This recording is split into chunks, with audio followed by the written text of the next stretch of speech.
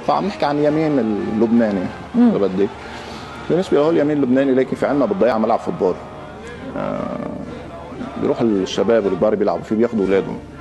فحد ملعب الفوتبول الكبير الاساسي في ملعب فوتبول صغير هيك يعني كم متر بمتر، بيعطوهم طابه صغيره للاولاد بيلعبوا فيها ليكون خلصت اللعبه المباريات الاساسيه.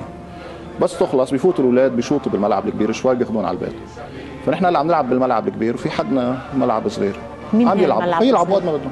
او اليمين المتطرفه لا عم بيلعبوا بس بيلعبوا في ساعه احيانا الطابه اللي لهم بتفوت على الملعب الكبير بيفكروا صاروا باللعبه بردوا لهم اياهم انهم كملوا اللعبه. بس تخلص اللعبه الكبيره بصير هذا الموضوع. هذا شو هذا استخفاف بالشريك والوطن يعني؟